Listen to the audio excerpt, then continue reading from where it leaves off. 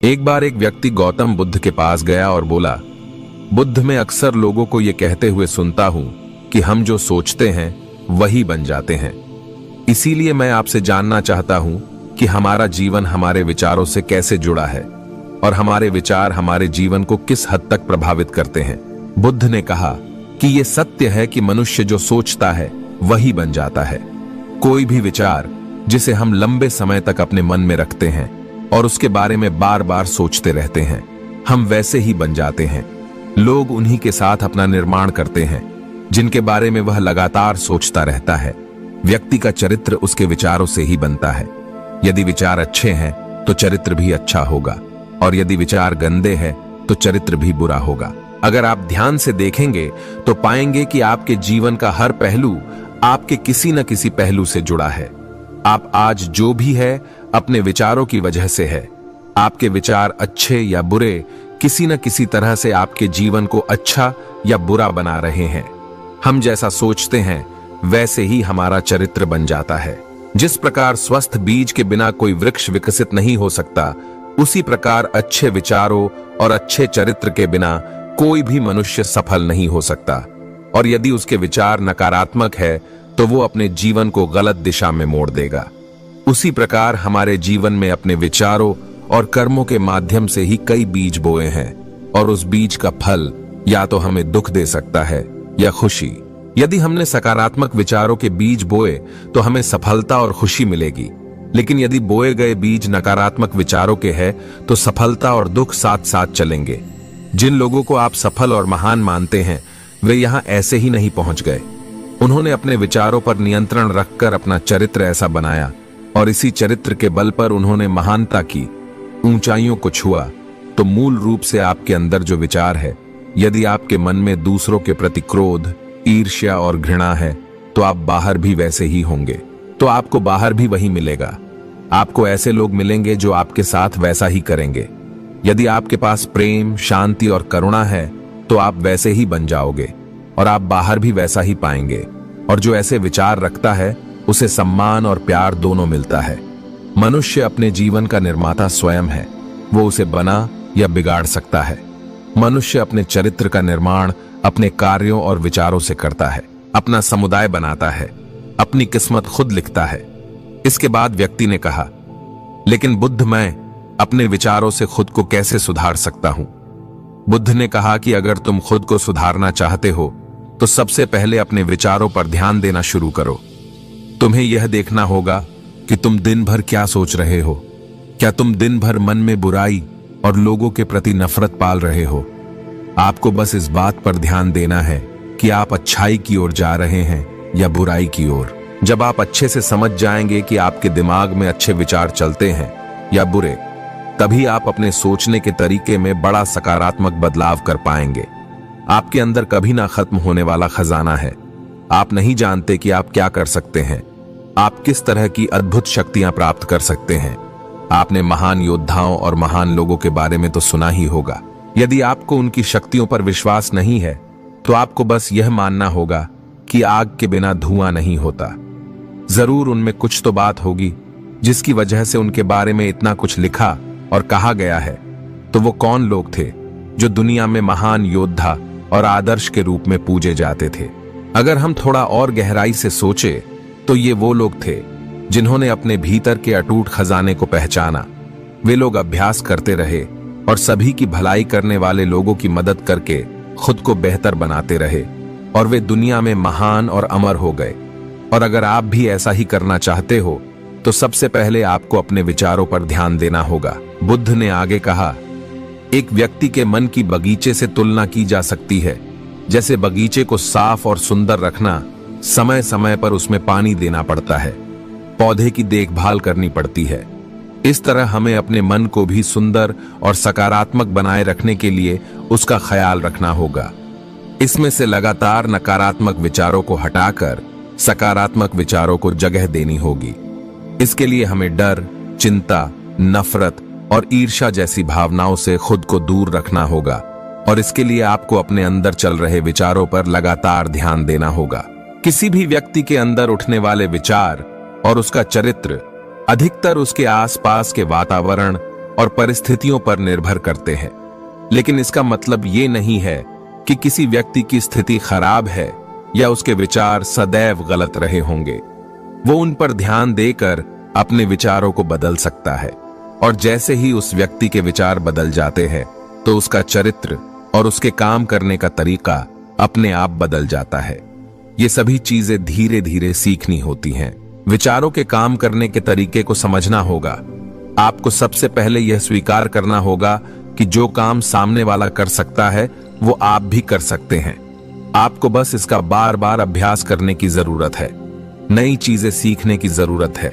जैसे जैसे आपका मन बदलेगा, आपकी परिस्थितियां भी बदल जाएगी। आप जो भी विचार बीज रूप में अपने मन में डालते जाएंगे, ये धीरे धीरे आपके चरित्र और आपके कार्यों में दिखना शुरू हो जाएगा। और एक बार वह विचार आपके अंदर आ जाएंगे तो आपको सफल होने से कोई नहीं रोक पाएगा। लेकिन अगर वह बीज या विचार नकारात्मक है तो आपको असफलता से कोई नहीं बचा पाएगा। इसीलिए अपने विचारों के प्रति बहुत जागरूक रहने की जरूरत है। आप अपने अंदर किस तरह के विचार ला रहे हैं, एक बात हमेशा याद रखें, हमें वो नहीं मिलता जो हम चाहते हैं, बल्कि हमें वो मिलता है जो हम हैं और हम अपने विचार हैं। इसलिए इच्छा करना और उस इच्छा के बारे में अच्छा सोचते रहना और उसे पूरा करने का प्रयास करना दो बिल्कुल अलग चीजें हैं। क्योंकि इच्छा तो हर कोई करता है, लेकिन उस इच्छा के बारे में लगातार सकारात्मक सोचना और उसे पाने के लिए कड़ी मेहनत करना, बहुत ही कम लोग ऐसा कर पाते हैं। इसीलिए अगर आप अपनी परिस्थितियों को बदलना चाहते हैं तो सबसे पहले आपको खुद को बदलना होगा। लेकिन ज्यादातर लोग अपनी परिस्थितियों को तो बदलना चाहते हैं, लेकिन अपने सोचने और काम करने के तरीके को नहीं बदलना चाहते। और अगर लोग ऐसे ही रहेंगे तो उनके हालत कभी नहीं बदलेंगे। फिर उस व्यक्ति ने कहा कि बुद्ध, हमारे विचारों का हमारे शरीर पर क्या प्रभाव पड़ता है? फिर गौतम बुद्ध कहते हैं कि हमारा शरीर हमारे दिमाग का गुलाम है। हम जो भी सोचते हैं उसका पहला प्रभाव हमारे शरीर पर ही पड़ता है। आपने देखा होगा कि जो लोग बहुत अधिक चिंता करते हैं और डरते हैं वे जल्दी बीमार पड़ जाते हैं। साथ ही जो लोग दूसरों से ईर्ष्या करते हैं और हमेशा नकारात्मक सोचते हैं वे भी जल्द मानसिक और शारीरिक बीमारी का शिकार हो जाते हैं। और अगर आप ऐसा सोचते हैं तो आपके साथ भी ऐसा ही होगा। इसके विपरीत जो लोग हमेशा खुश रहते हैं वे दूसरों के बारे में अच्छा सोचते हैं, हमेशा स्वस्थ रहने के बारे में सोचते रहते हैं, तो उनकी ऊर्जा एक समान हो जाती है। और इस ऊर्जा का सकारात्मक प्रभाव सबसे पहले उनके शरीर पर पड़ता है। क्योंकि जिस व्यक्ति का मन शांत होता है उस व्यक्ति के शरीर की आधी बीमारी अपने आप ही खत्म हो जाती है। हम स्वस्थ रहेंगे या बीमार, यह हमारे आसपास के माहौल और परिस्थितियों के अलावा हमारी सोच पर भी निर्भर करता है। एक कमजोर और बीमार विचार हमारे शरीर को भी कमजोर और बीमार बना देता है। आपने अपने आसपास देखा होगा कि जो लोग बीमार होने से सबसे ज्यादा डरते हैं, जो सबसे ज्यादा बीमार पड़ते हैं, इस डर ने लाखों लोगों की जान ले ली है। इसके विपरीत जो लोग अपने शरीर के बारे में अच्छा सोचते हैं वे स्वस्थ और मजबूत महसूस करते हैं, और जिनके विचार शुद्ध होते हैं उनका शरीर स्वस्थ और मजबूत हो जाता है। वैसे ही हमारा शरीर सिर्फ एक उपकरण है और हमारा दिमाग इस उपकरण को नियंत्रित कर रहा है।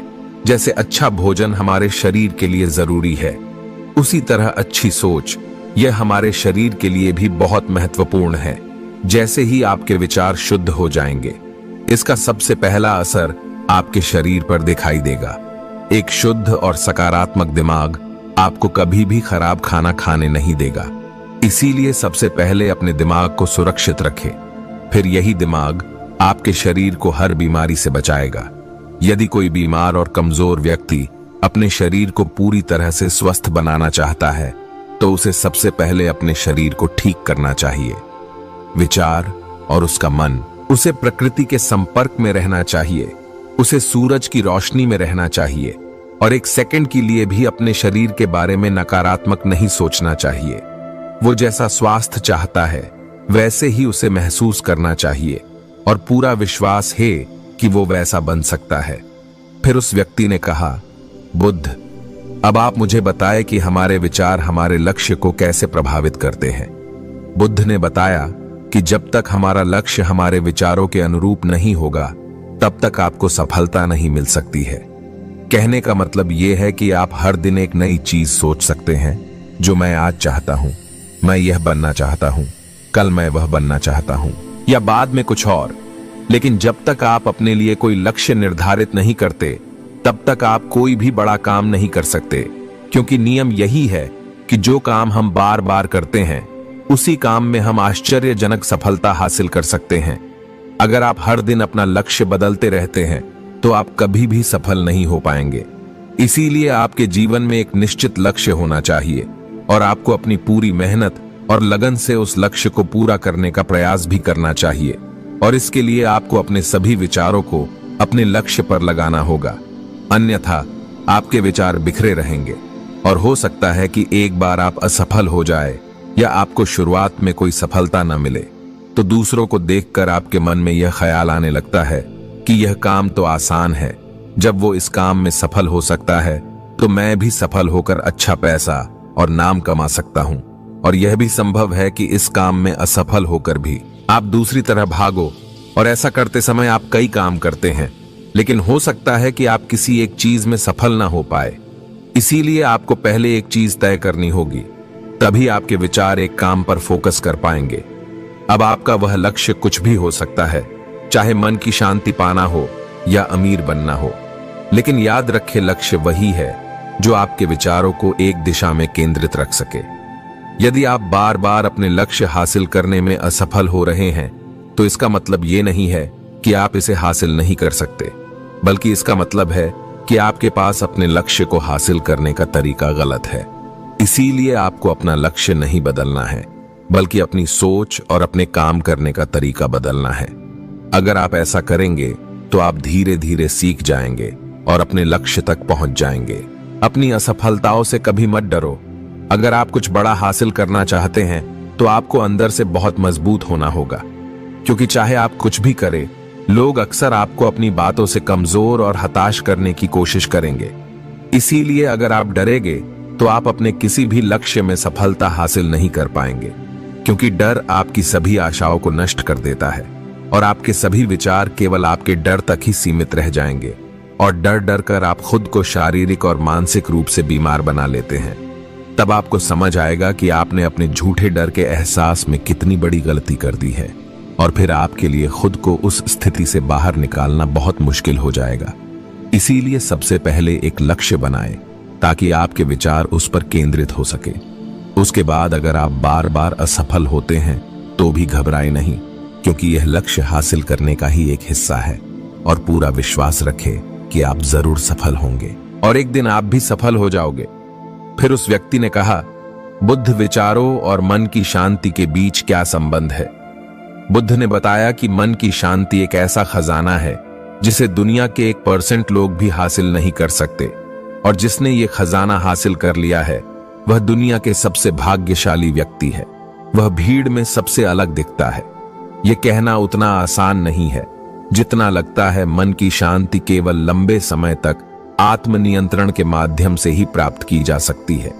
जब कोई व्यक्ति खुद को समझता है और दुनिया प्यार और प्यार के बीच के अंतर को समझती है, उसके अंदर नफरत, डर और ईर्ष्या जैसी भावनाएं खत्म हो जाती है, तब एक दिन व्यक्ति को मन की सच्ची शांति मिल सकती है।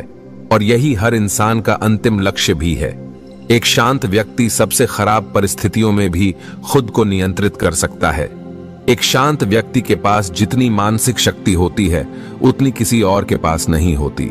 शांत व्यक्ति का अर्थ है वह व्यक्ति जिसका मन सदैव शांत हो, क्योंकि जैसे ही आपका मन शांत हो जाता है, आपके सभी विचार शांत हो जाएंगे, और तब आपको महसूस होगा कि सचमुच आपका दिमाग कितना शक्तिशाली है।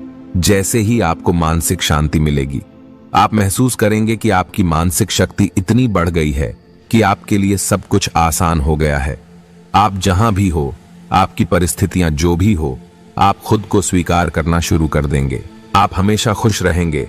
और अगर आप यह मुकाम हासिल करना चाहते हैं, तो इसकी शुरुआत आपको अपने विचारों से करनी होगी। अपने विचारों पर नियंत्रण, और अपने विचारों पर यह नियंत्रण आप केवल और केवल ज्ञान के माध्यम से ही प्राप्त कर सकते हैं। इतना कहकर बुद्ध चुप हो गए और ध्यान करने लगे, और वह व्यक्ति भी उनको प्रणाम कर वहां से चला गया। तो दोस्तों, मैं आशा करता हूं कि आपको इस वीडियो से काफी कुछ सीखने को मिला होगा। तो फिर मिलते हैं अगले वीडियो में।